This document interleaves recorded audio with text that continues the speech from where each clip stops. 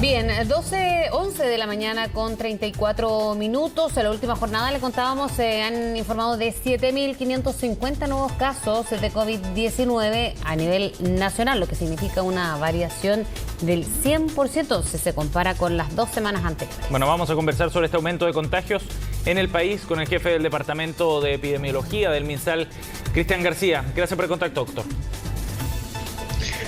Hola, ¿qué tal? Buenos días, Fresia y Sebastián. Gracias por conversar con nosotros.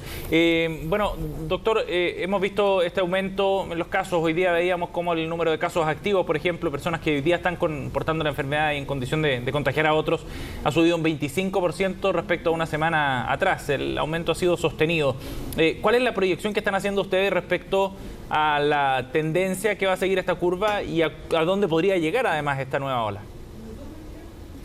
Bueno, las proyecciones y tratar de determinar hasta dónde y cómo va a seguir esto es bien complejo, es bien difícil. De hecho, hasta los mejores científicos que lo han tratado de hacer a nivel mundial no han estado muy cerca, pero estamos preparados y preparando la red para poder responder a una ola que puede ser similar a la ola que tuvimos en el verano, de un montón y un número importante de casos y eventualmente lo que se pueda reflejar después en hospitalizaciones, atenciones de urgencia, etcétera.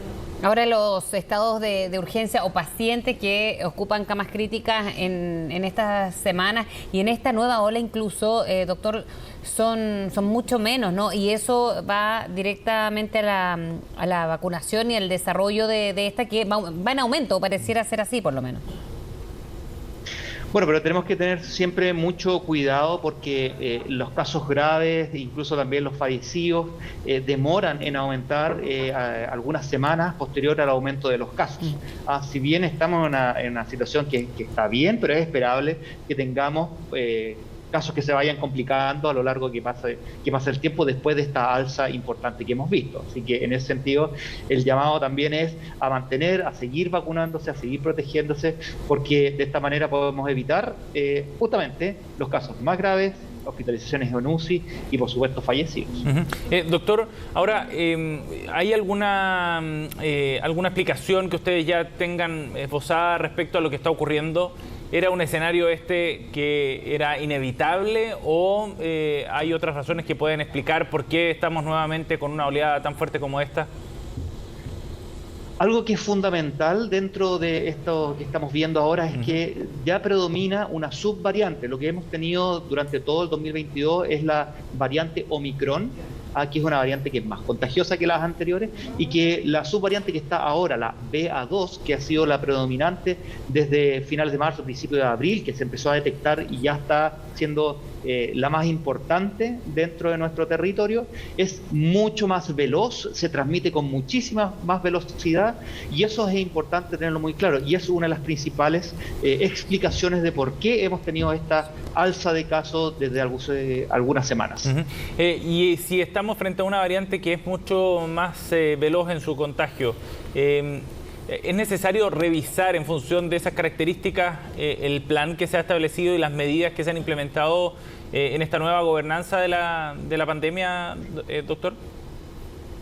Bueno, el mismo comité asesor externo de la Comisión Nacional para la Respuesta a la Pandemia ha generado algunas de las recomendaciones como establecer y llegar rápidamente al diagnóstico de todas las personas. Eso quiere decir que las personas deben testearse lo antes posible apenas tengan cualquier tipo de síntoma, que por ejemplo un examen de antígenos es una buena medida para poder diagnosticarlo rápidamente. Tenemos el diagnóstico relativamente rápido y así las personas pueden acceder a todos los puntos a los centros de salud, por supuesto, pero también a los puntos VAC, donde de manera gratuita van a poder acceder a un testeo, ya sea con PCR o con antígenos, para poder diagnosticar, lo que tiene también un muy buen rendimiento, especialmente si tienen síntomas. Esas son cosas muy importantes, junto con reforzar, y eso lo hemos visto también en las últimas semanas, cómo se ha aumentado la cantidad de personas que se han vacunado, que ha sido una cantidad muy importante. La semana pasada se vacunó alrededor de 1 millón de personas durante la semana, lo que es una cifra muy importante, y se ha visto que han estado reduciéndose las personas rezagadas, y eso es una muy buena noticia en términos de protegerse cada uno a sí mismo, pero también proteger a los seres queridos y a la comunidad. Exacto. Ahora, también cómo ha evolucionado la pandemia con otros virus circulando, porque durante el primer año y el segundo, ya un poquito con más movilidad, hubo sí escasos virus que circulaban, ¿no? Ahora es lo contrario, de hecho. Eso, ¿cómo han convivido todos estos virus en un invierno al que no entramos todavía, pero ya entramos por lo menos a una estación más fría? Bueno, estamos en una situación que es bastante inédita, que es la mezcla entre este nuevo virus con los virus anteriores, y que hemos visto que están circulando los virus habituales en menor proporción que en años pre-pandemia, pero siguen circulando, y por eso hay que estar bien preparados en términos de la protección. Las mismas mascarillas nos sirven para prevenir el contagio de los otros virus, el lavado de manos, la ventilación y, por supuesto, la vacunación contra la influenza, junto con la vacunación contra el COVID, nos van a permitir estar mejor preparados. Y en ese sentido también los hospitales, los centros de urgencia, las transferencias de recursos a todo esto, a toda la red asistencial ya se ha hecho, se está preparado para cubrir con las necesidades que teníamos antes y calculando también las necesidades que pudiesen generar de atención esta variante BA2 del coronavirus. Y considerando, doctor, la época del año en la que estábamos, con un invierno que ya viene, con la presencia de más virus que también están dando vuelta, ¿qué estimación se puede hacer respecto a la respuesta del sistema de salud en este contexto? Si es que efectivamente estamos con esta oleada que podría, según el doctor Canals, alcanzar su pic a comienzos de junio, y que podría cruzarse además con la presencia de otros virus que también pueden generar cuadros clínicos más complejos.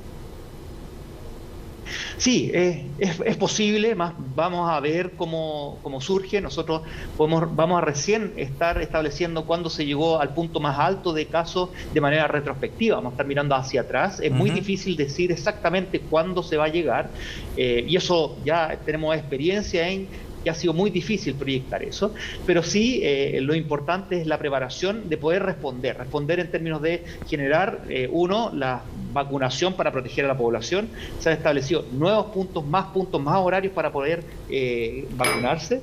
También la capacidad de testeo en los centros VAC de las personas que pueden acceder, insisto, de manera gratuita para poder diagnosticarse, y el llamado es a testearse lo antes posible, apenas aparezcan los síntomas, por la velocidad que tiene de transmisión.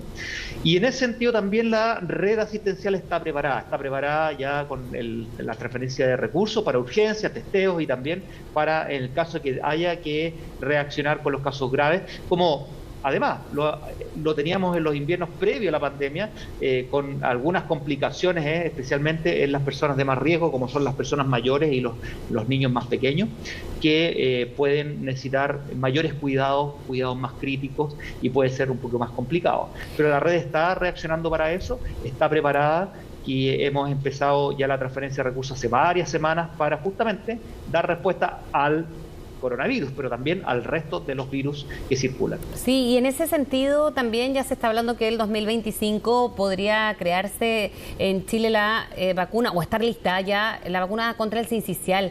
Doctor, ¿eso qué efecto podría tener con el número de enfermos que hay todos los años en esta época precisamente? Bueno, el hecho de desarrollar una vacuna que pueda proteger de esa o cualquier otra enfermedad que sea muy común, que cause problemas bastante importantes, especialmente en los niños pequeños, en los niños menores de 1 año, es una excelente noticia. Esperamos que surja la evidencia, que surjan los estudios de efectividad y también de seguridad para poder implementarla, y en el caso de poder implementarla dentro del programa de vacunación, y si está todo con la regularización, con la autorización del Instituto de Salud Pública, etcétera, sería una excelente noticia. Tenemos que ver qué es lo que y cómo avanza. Son estudios que se están haciendo, y nosotros estamos para proteger a la población, y si esta es una medida, es una vacuna que puede generar eso, va a ser bien recibida. Ajá, pero son buenos avances, ¿no? Son excelentes avances. Una nueva vacuna siempre se agradece, una buena vacuna es buena y si que se desarrolla en nuestro país, mejor aún. Y eso es muy importante. ¿Cuánto es la carga de hospitalaria, por ejemplo, o incluso de el número de niños, sobre todo, que sufren del virus sincicial, doctor, que afecta todos los años? Bueno, el número exacto no lo tengo. Pero en un porcentaje, pero ahora sí, sobre todo. pero sí, hoy día es bastante menor, dado que está circulando un poco menos en los 2 años anteriores. Y aquí está el punto más importante, ¿eh? Estos virus que circulan habitualmente hacen que los niños estén en contacto habitual y muchos de ellos generan algún grado de protección, ¿ah? Porque están en contacto, la carga viral que ellos incorporan no es suficiente para que enfermen y generan algún grado de protección, de inmunidad, de defensas.